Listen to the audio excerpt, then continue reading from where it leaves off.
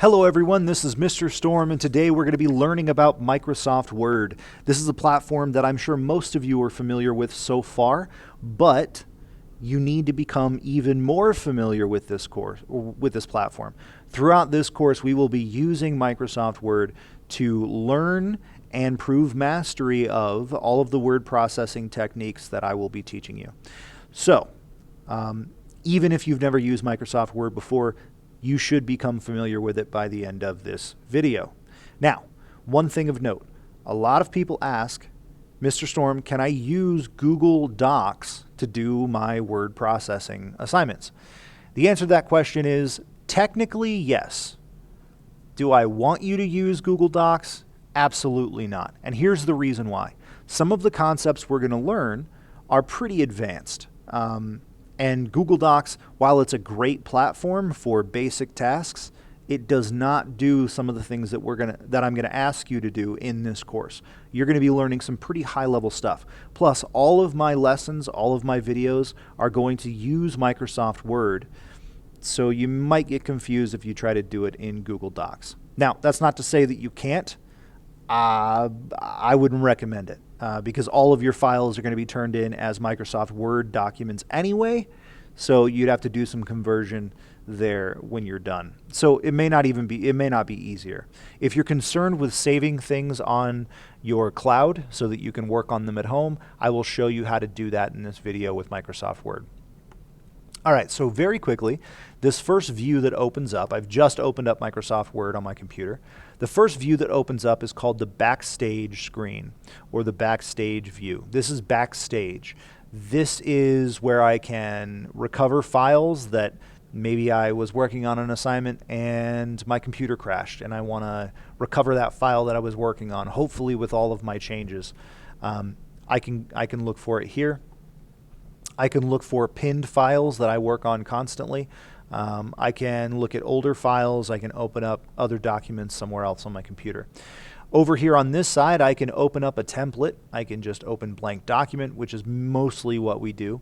I can open up different templates for, say a resume or, for whatever I want. Whatever project I'm working on, here's a flyer. I can open up templates for it. Now, I will not ask you to use templates in this class. Most of the assignments have very specific requirements that I need you to meet. You will not be using templates. While you're learning Microsoft Word for the first couple of weeks, you will be downloading documents that I have created, and you will be making specific changes to those documents, saving them, and then turning them in. So you will be essentially kind of be using templates, but not from this menu. You'll be downloading full files. You can search for more templates if you really want to. You can just search online for other templates. If you're looking to build something like a calendar or whatever, you can search for templates up here. Over here is my account. Your account is going to be a generic school account when you're using the computer lab. At home, if you have Microsoft Word, which ain't free, by the way, Microsoft Word is not free. So if you have it at home, great. If you don't, please don't go out and buy Microsoft Word just for this class. Just get your work done in class. But up here, you can change your account settings. All right, I'm just going to open a blank document because that's what I want for this video. Document recovery, so it's trying to pull up a document that I created and did not save. I'm not going to worry about that. I'm going to click close. I'm going to click close. No, remove the files. All right, so now I have a regular document. It's a blank document. There's nothing in it. Notice the file name up here is document 1. The first thing I want to do whenever I open up a new document is save it and give it a name. But I'm not going to do that now because I'm going to show you how to save stuff in just a minute. I want to talk about this whole section up here. This section up here. This is called the ribbon. Now, the ribbon is a common section in pretty much all of the Microsoft Office programs. Excel, PowerPoint, they all use this ribbon idea. It's nice because you can kind of get familiar with how it works from application to application. And it also is really nice because it's kind of intuitively blocks things together. based on what they might be. So for example, if I want to change the layout of my document, well, it's as easy as clicking the Layout tab and then making changes to the layout here. All my layout options are here. Now, one thing to note is, let's say I want to do page setup and maybe the option that I'm looking for isn't here. Well, I can click this button here to open up a bigger menu where I have more options for changing my layout, my page layout. So I can go here and make all kinds of changes. So don't forget about these little buttons. If you can't find the thing you're looking for and you've looked everywhere and I swear it doesn't exist, Mr. Storm, I've looked everywhere, click this button right here. It might be hiding. Okay. Now these tabs are great, and sometimes if you add something new into your document, for example, if I toss a icon in there, I was trying to do something easy and now it's going to take forever to load. Of course it is. All right, I'm going to toss this icon in here, which looks like, you know, this guy holding these two guys back from fighting. Now I have this icon in here. Notice I have a new tab. Up here at the top it says Graphics Tools, and I have a new tab called Format. This is what's so good about the ribbon, is that it's context sensitive, meaning depending on what I have on my screen, it's going to give me new tabs based on, with new options for that specific item. So I can go in and change the color of the graphic here using the Graphics Tools Format tab. So that's pretty awesome. It's great to have a context-sensitive menu. So if I have a table, it'll give me options for tables, stuff like that. Let's go to the Home tab very quickly, and let's look here in this section, the Clipboard section. The Clipboard section is great because this is where we can do our cut, copy, paste, all those options. So if I type some, let's go down below our guys. If I type some words,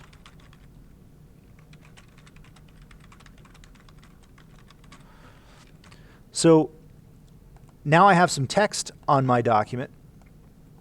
I can copy this text onto my clipboard.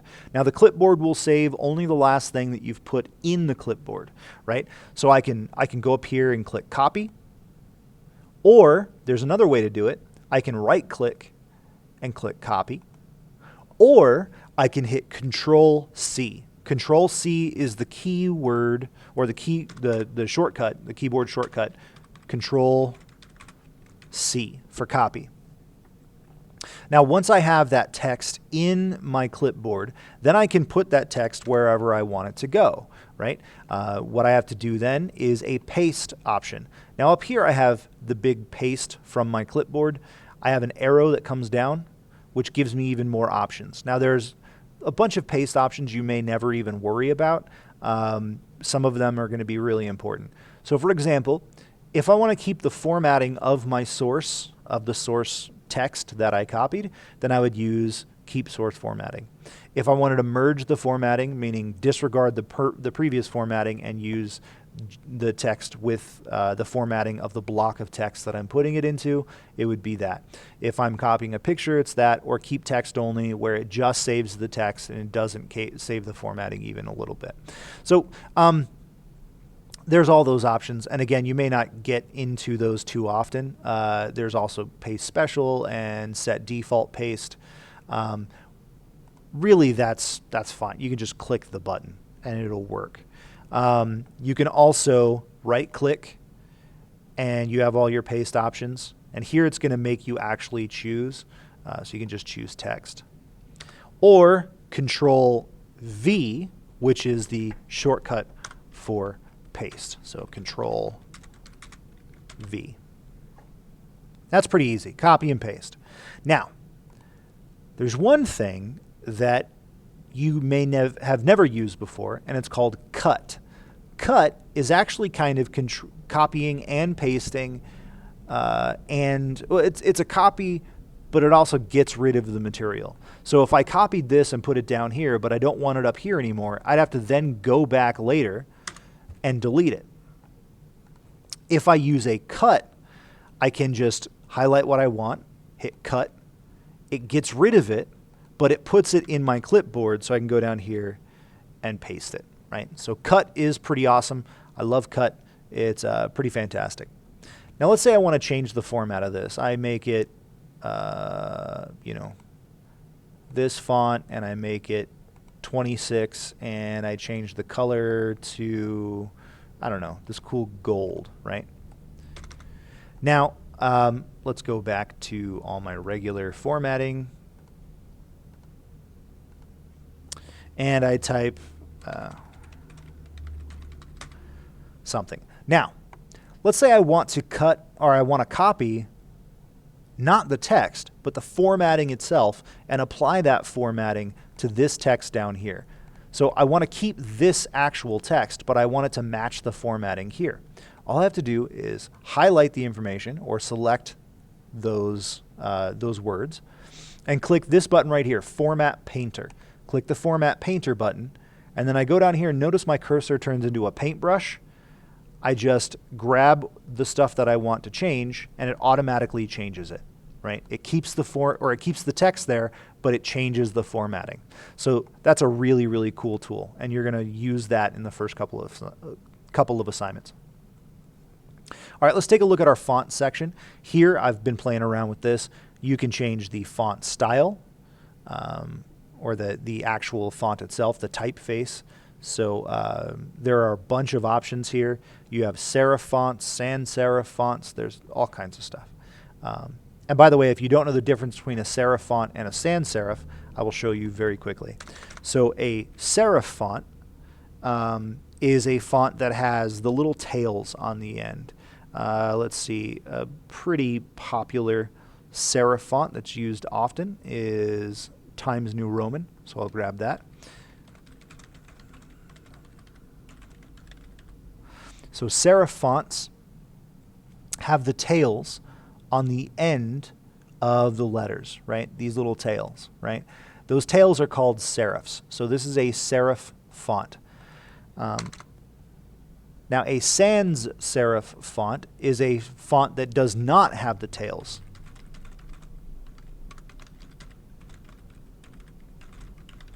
Right? Just like that.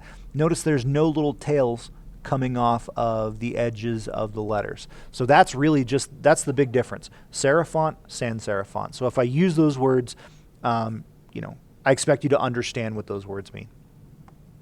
All right, so I can pick whatever font I want. I can change the size of my text. Now notice that if I try to go past 72, it doesn't get bigger than 72. But there's a little trick. Let's say 72 is not big enough, which it's really big. Let's say I want it to be way bigger than that. I actually can go in here and just type whatever I want. 150, right? Wow, that's way big. So I can type in whatever I'm looking for. I'm going to bring that back down to 12. Same thing here. I can click here and type the font I'm looking for, right? So if I want Arial, I can just... over here, I can increase the size of my font or decrease the size of my font by one step. I can change the case of my sentence or of my paragraph. I can go in here and change it to sentence case, which is what it is now, except for it doesn't have punctuation. I can change it all to lowercase. I can change it all to uppercase. I can change it to capitalize each word, which is pretty close to title case, except the A would be lowercase in title case. I can toggle the case where the first letter is lowercase and the rest of it is uppercase. I don't know why you would ever want to do that. That looks horrible. But that's where you can go to do that. I can clear the formatting from this to change it back to Calibri 11. Calibri font at 11 with black text, which is the normal, which is the default font style for Microsoft Word. I can change it to bold, italicize it, underline, and I can change the style of the underline. I can do a strike through. I can do a subscript, which is a little, you know, I can make this a subscript character, or I can change it to superscript to make it above. I can change the design of the font right here very quickly. I can just grab some of these cool font designs, right? I can change the highlighted color. Highlighted in red. Oh, let's grab it, which is cool. I can change the actual text color itself. You know, I can grab it and let's change it to yellow because I like assaulting your eyeballs. So that's the font section. And again, remember, you can click here and open up a menu where you can go through all of these things. You can go through the advanced options as well. So that's pretty much it. The paragraph section is where we get into actual words. Let's go ahead and type in a paragraph. I want to clear my formatting here. This is a paragraph. It has words and other things like letters and boogers. I don't know. So this is my paragraph. I'm going to paste it a couple times and, you know, it's probably the best written paragraph you've ever read in your entire life. So I get it if you're a little intimidated by my writing style right now. You don't have to be this good, okay? So let's take a look at the paragraph. So paragraph options are great because, first of all, we want to look at alignment, right? We can align this text however we want. Notice how my text is aligned all on the left margin. All my text lines up perfectly on the left margin. Let's say I wanted it to align in the center. Well, it's easy as going here and clicking center, right? And so now all my text is aligned in the center. Let's say I want to align it on the right. We can do that as well. And then my personal favorite, we can justify alignment, meaning it lines up both on the left and the right, and it automatically spaces out the words in between to give it a really nice looking alignment. I like justified alignment a lot. Other things we can do in paragraph is we can change the spacing between our lines. We can actually go into line spacing options and get even more detailed. We can take away this after spacing and hit OK. And then we can change it to like 2.5 or whatever we want to do. We can change the spacing between our words or our lines. Another thing we can do is we can add bullets. We can add a bullet. So I can add a bullet here, and then every sentence I can just hit enter, and it creates a new section of my bullet. By the way, what I just did, I just used the keyboard shortcut for undo, Control Z. I just hit Control Z until it got back to where I wanted it, which is a handy tool. We can also do numbered lists, and we can use numbered lists to create cool outlines. We can do even a multi-leveled list. So we have, you know, numbers and then letters on the inside, and, you know, that's awesome.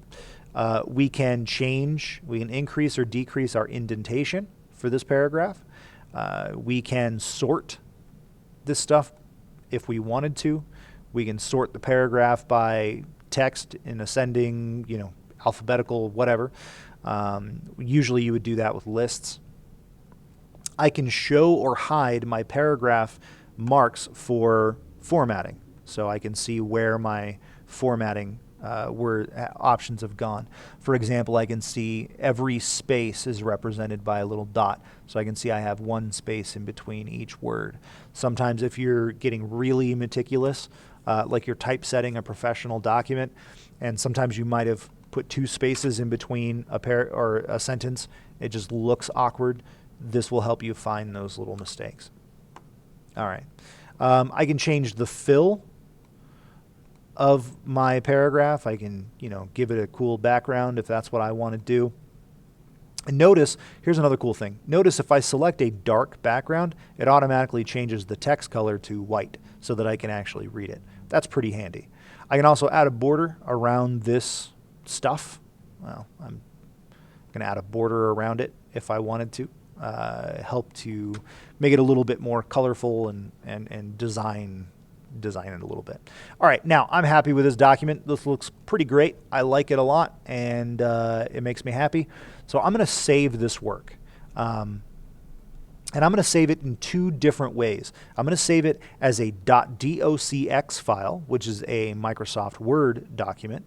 And I'm also going to save it as a PDF. So first, I'm going to show you how to save it as a docx file. Now, again, I should have saved it a long time ago, like when I first opened the document, but, you know, I cheated a little bit.